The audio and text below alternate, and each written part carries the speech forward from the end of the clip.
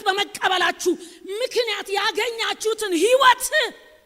እናንተ ጋር ያለው ሰላም እናንተ ጋር ያለው ጸጋ ዝም ብሎ አይደለም ዲፕ ገብታችሁ ማየት አለባችሁ የሰላሙ አይነት ይላችኋል ሃሌሉያ በምንም ነገር የማይናወጥ ነው አንሸከብል ነው አሜን ሃሌሉያ የማይናወጥ ነው የጸና ነው መሰረቱ ለዚህ ነው በመንፈስ ቅዱስ ኃይል ጳውሎስ ሲጸልይ ይጠብቅ ይላል he's a guarder አሜን ይጠብቃል አንድ ነገር ሲመጣ